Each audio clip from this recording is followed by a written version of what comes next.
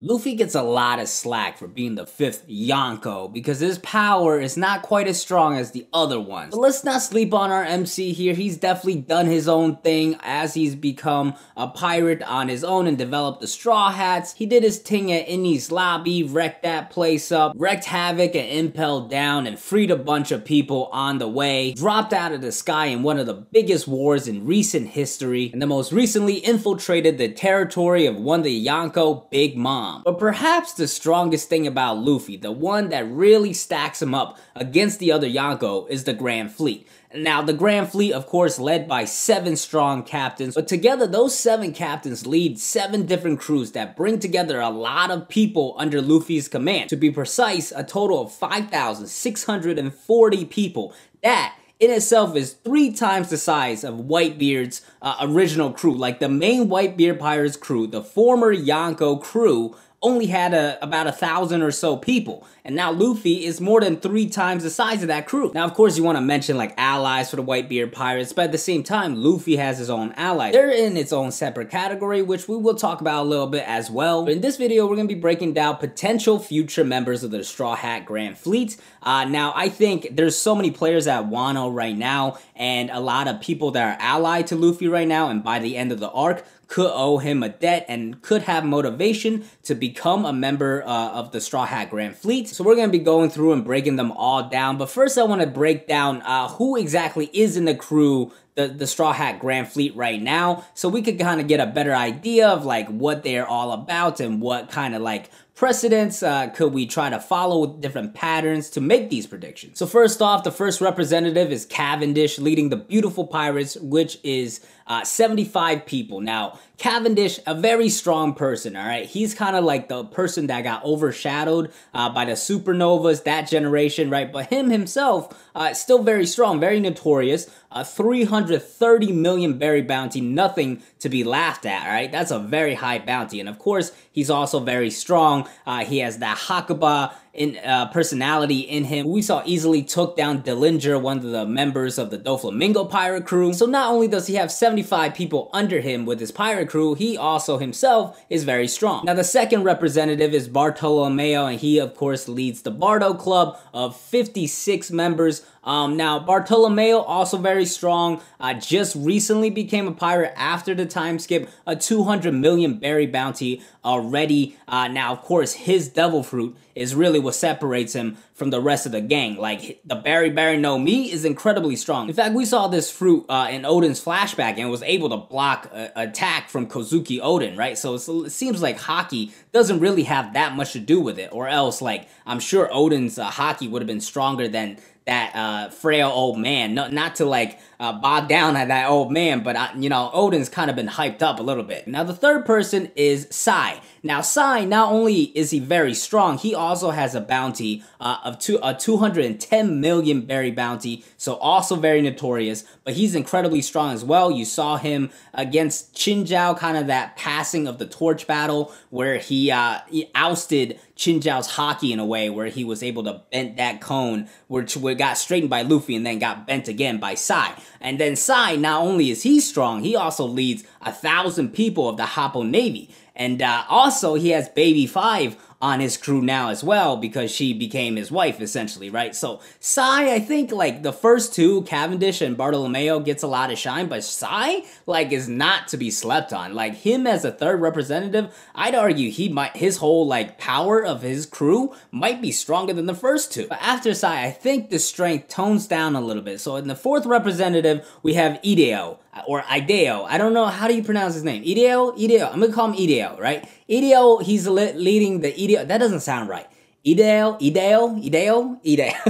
Alright, Tekken called him Ideo in his video. We're just gonna call him Ideo. The Ideo leads the Ideo Pirates. Only 4 people right now, but those 4 people are very strong. 3 of them were people we saw during Dressrosa who were competing for the Devil Fruit, the Mera no Mi of Ace's former fruits. So, you know, we got Jeet and Abdullah and, of course, Blue Gilly as well. So, the 4 of them, very strong, but as a crew, not very strong at all. In fact, they didn't even have a ship. They kind of just borrowed one of the ships of Orlumbus's Grand Fleet. But there is potential here. So, Ideo, he is a member of the Long Arm tribe. And then Blue Gilly, who I think is like his right-hand man, essentially, is a member of the Long Leg tribe. Now, those two tribes, despite having very similar traits, it's just like one's got longer arms and one's got longer legs, they've been like butting heads. And we also saw this in the cover story of the Straw Hat Grand Fleet, where Ideo and, his crew found the long leg and long arm tribe people fighting each other. Now, they didn't really recruit them or anything. They kind of like just beat them up and then left. But I think that could like foreshadow them like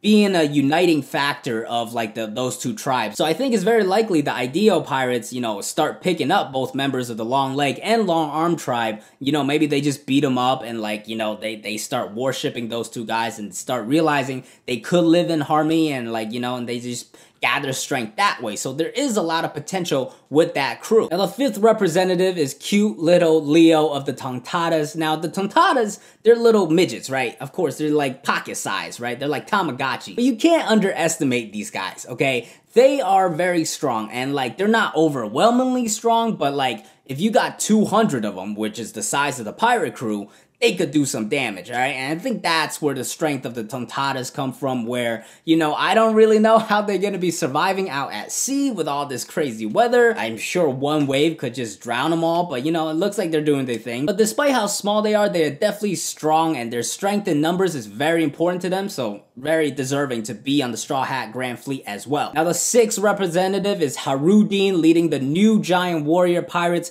Now, Harudin, a giant, he's of course strong, but he's, again, not overwhelmingly strong. But again, it's the potential of this crew that could really make them strong, right? Right now, they only have 5 giants, but a group of giants, no matter how weak they are, they could be the weakest of giants, but they're still going to be very strong, right? So if you get a big group of, like, giant pirates, that's a terrifying force, right? So, and that's like Harudin's dream, is that he wants to create this new giant pirate crew to like, maybe we'll see Dory and Bragi back in the story, but like, I feel like they're probably not gonna get those guys. Maybe Oimo and Kashi come back, join that crew. I'm sure Harudin's gonna be involved in Elbaf somehow. By the way, that's like one thing a lot of people would say, like the Grand Fleet coming makes sense, is number one, this is like, they're proving Luffy is worthy to be a Yonko. And now you have a Yonko going against a Yonko, really like having that Yonko saga big war, right? So the Grand Fleet coming that way makes sense in that way. And also Harudin leading like Luffy and everybody to Elbaf to segue into the next island would also make sense. But back on track, Harudin, of course, the new giant warrior pirates, not the strongest right now, but the potential to be very strong is definitely there. And then lastly, with the seventh representative is Orlumbus, probably the weakest representative out of all of them,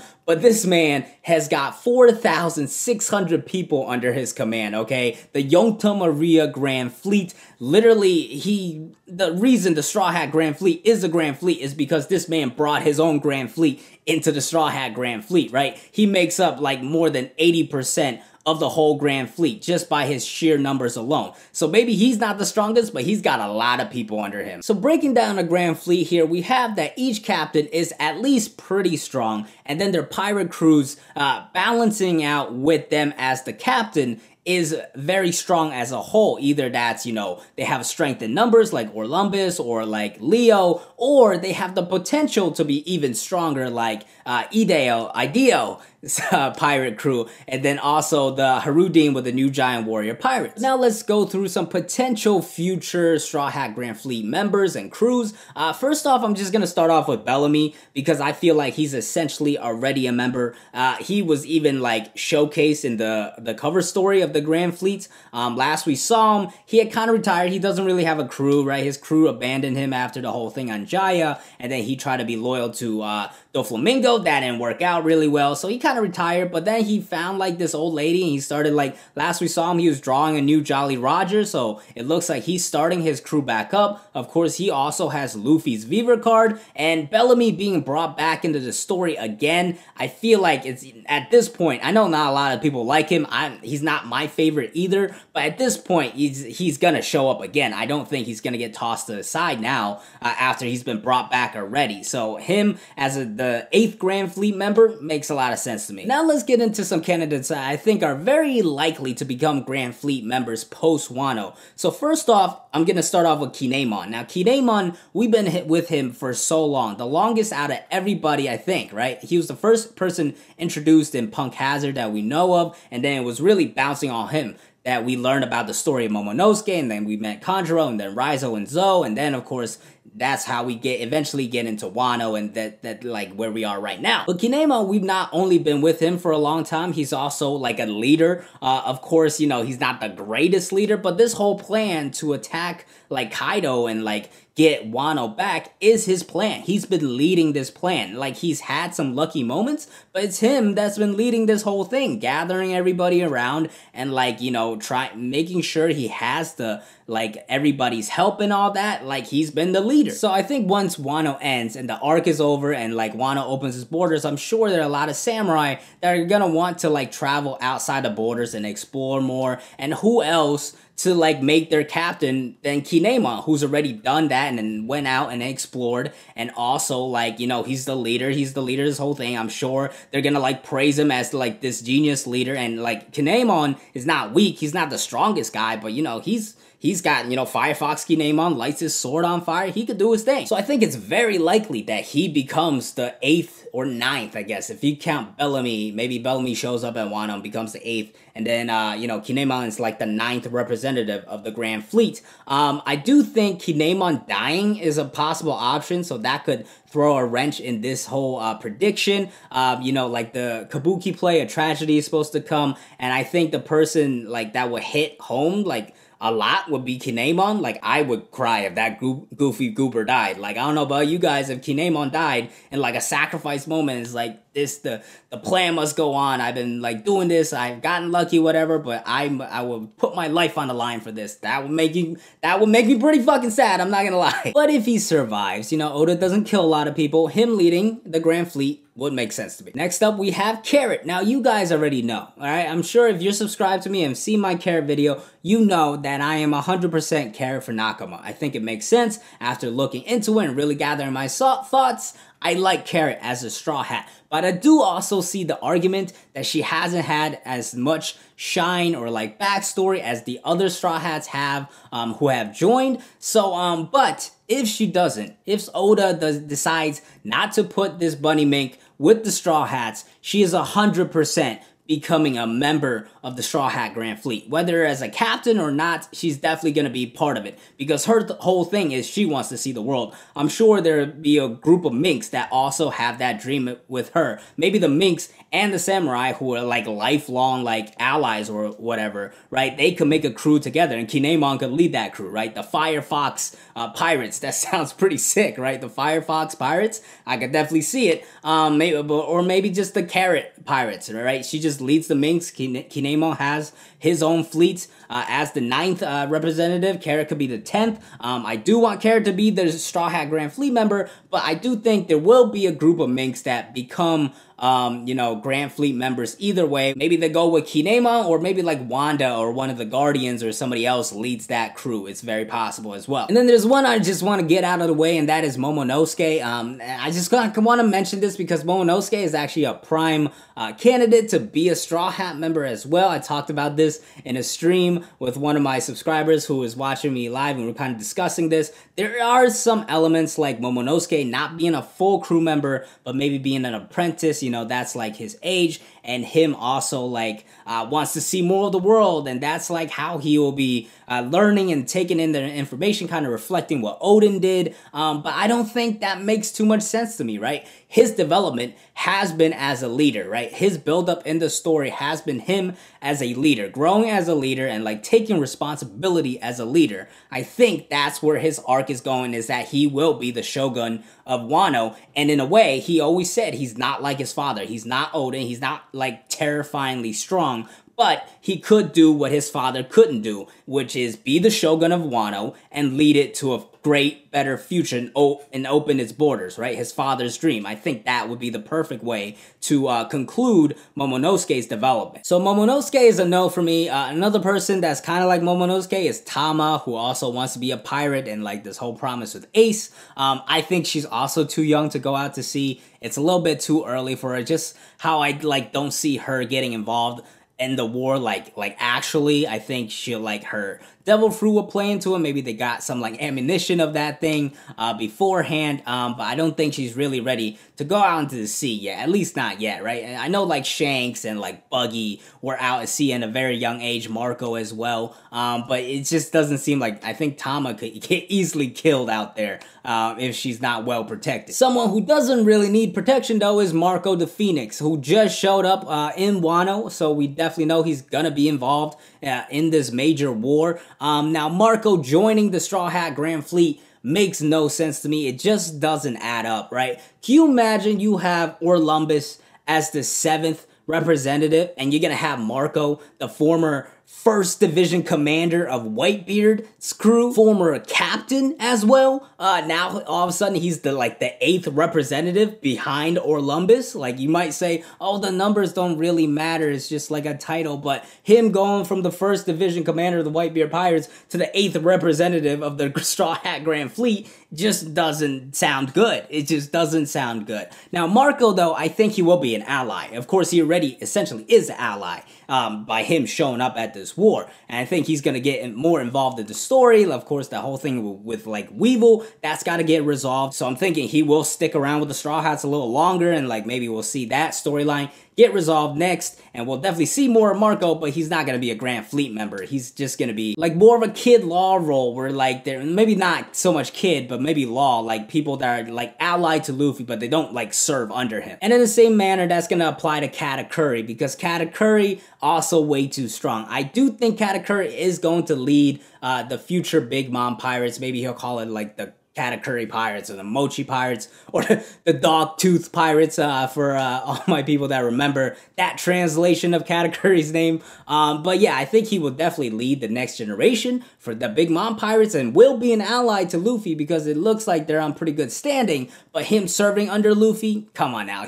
Luffy just barely beat him. Now Katakuri's gonna be like, oh yeah, I'll willingly just fly your flag, and I'll be the 8th representative behind Orlumbus and like Leo. Like, come on, that's not gonna, this just not, doesn't make any sense. Another funny one I thought of is maybe Weevil. Weevil, like, you know, he hasn't been a great character so far. He's not like evil though. Like, he just has a terrible mother figure in Bakken, right? Like, he seems like he's just very stupid, all right? He's just very, very stupid. He has good intentions. As a matter of fact, we don't know if he's actually Whitebeard's son. Maybe he is, but he at least wants to avenge Whitebeard because he thinks Whitebeard is his dad, right? He literally wants to, like, go after Blackbeard because of that, right? But he's being misdirected, so I think Weevil could turn out to be a good guy in the end very easily, as long as, like, Bakken is taken out of the picture. I think it's possible he ends up joining, like, the Whitebeard Pirates, though. Him joining Luffy, I definitely don't think Weevil could lead a pirate crew by himself. It would just be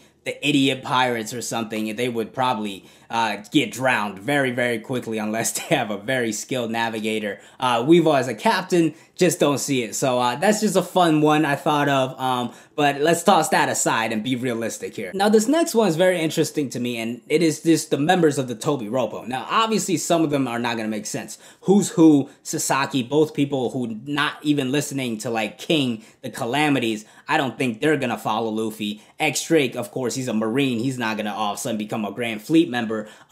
Black Maria, maybe, but I don't really see her story going that way. Maybe she gets involved in the Elbaf story that continues after this, and she turns into an ally. But the person I think could really become a Grand Fleet member is Ulti and Page One. Now, obviously, I think they're associated in one way or the other, but Ulti, obviously, you know, doesn't really take a lot of shit from anybody, but she respects Kaido because how strong he is, I'm guessing, right? She's like, Kaido-san, oh my god, kya, right? So, like, she's very into Kaido because of how strong he is. Now, we just saw Ulti is about to face off against Luffy, and you know Luffy's not holding back. Luffy punched Vivi right in the face, right in her jaw, okay? Like, just to wake her up from her senses, right? If Ulti is, like, snapping at Luffy, he's gonna knock her the fuck out. Like, he's not gonna care. So maybe Ulti gets defeated by Luffy, and now all of a sudden you have another Bull Hancock situation. I could definitely see it going that way, where Ulti all of a sudden starts, like, you know, maybe it's like a Pudding Sanji situation,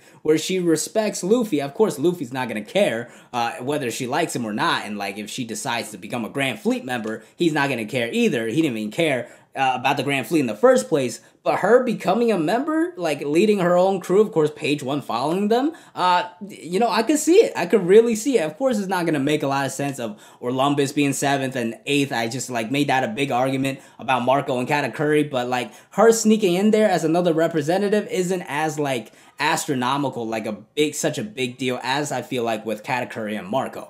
So Ulti being a Grand Fleet member, I like it a lot. And speaking of people in love with Luffy, how about Bo Hancock, right? Like, we don't know what's going on with her and her whole story right now. Of course, the Marines are going after her, and the fact she's an empress, she has a lot to look after. But like, if Luffy asked or even insinuated that she could join the Grand Fleet, she would do it in a heartbeat for sure. It's just a matter of storytelling wise how that would make sense. At the very least, she's an ally, right? Her joining the Grand Fleet, actually, I like the idea of it. I just don't think it's gonna happen because of how the story is going. I think she's gonna play a bigger role with the whole Shichibukai thing and those developments there. And Oda, like, foreshadowed her, particularly when she was, like, talking at, like, a Jump Fiesta or something like that. So I'm very interested to see where her story goes, but I don't think the direction it's going is going to lead her to becoming a Straw Hat Grand Fleet member. Now, back to the players on Onigashima, we have Yamato. Now, Yamato, depending on how strong he is,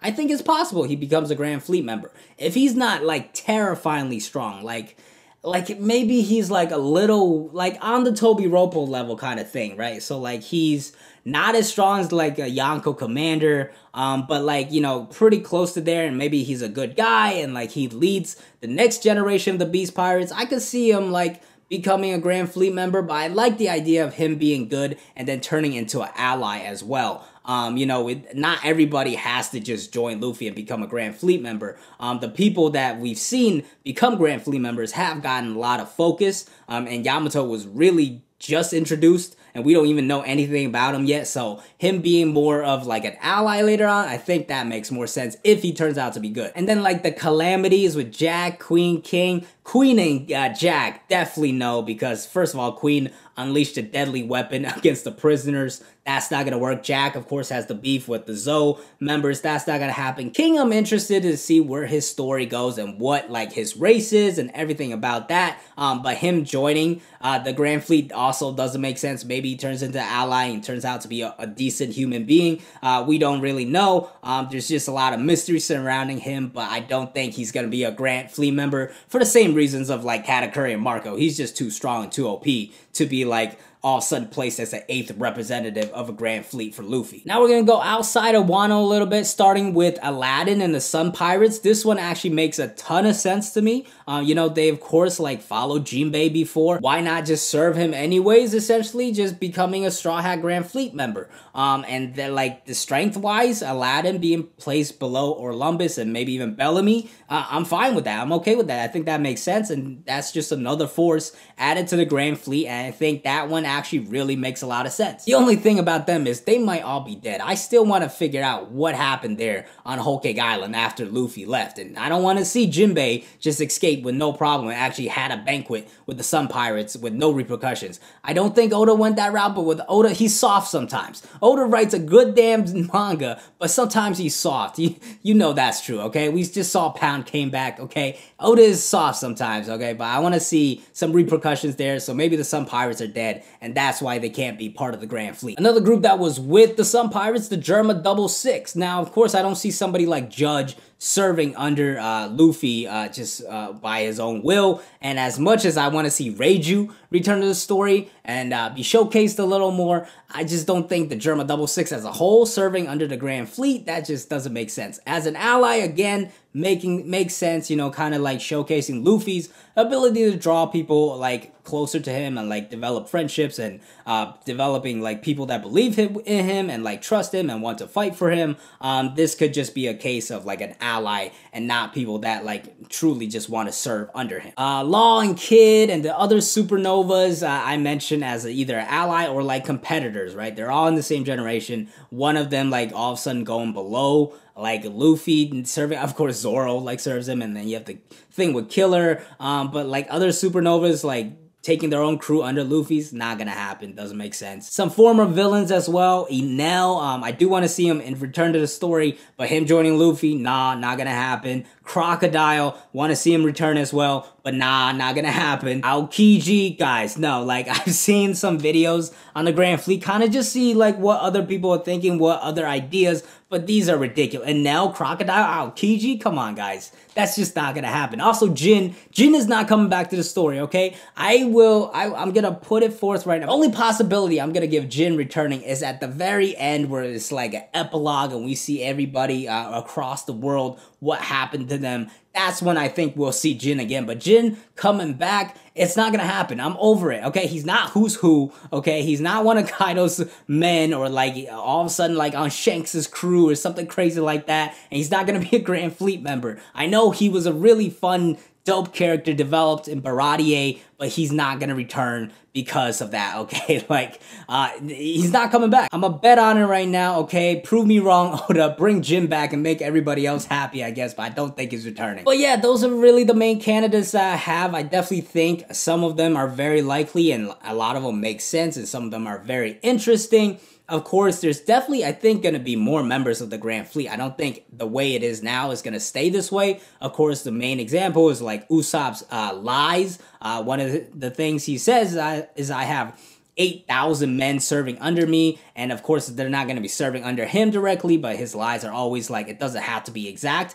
it just has to happen in a way. And of course, like a lot of people say, oh, the Grand Fleet is the way that lie is going to come true, and for that to happen, you need another 2,360 men. Look at that quick maths. Quick maths, the Asian brain right there. I'm gonna give myself a little props for that. But yeah, what do you guys think? Who do you think are potential future Straw Hat Grand Fleet members? Let me know in the comments below. Sorry I haven't uploaded in a while and I didn't have a chapter review for the latest chapter. It wasn't like a crazy chapter anyways, and I talked about it in a live stream as well. But I was pretty busy over the weekend. I was also feeling a little tired, a little drained. I definitely want to keep working hard at this channel because you guys have shown me so much love and support. I want to keep working hard and like being consistent. But I was feeling a little tired and a little worn out as well. So need a little break. I also went and like met my girlfriend's parents for the first time, so that was a pretty big deal on Sunday. That's why I just kind of took a break and like took things back for a little bit. But you know, back on schedule. We're gonna be trying to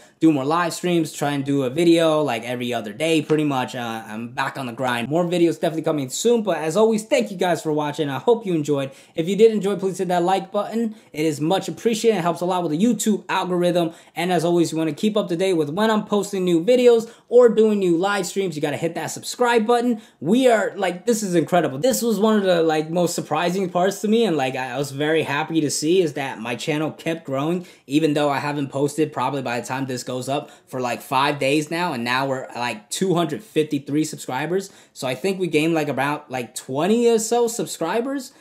Even without me posting any new content for 5 days. So thank you guys for the support and all of you that have subscribed. Thank you guys so much, but let's keep it going. Hit that subscribe button, hit the bell to join the squad as well. And don't forget to follow me on Twitter. I'm DKing4, and I'll see you guys next time. Peace.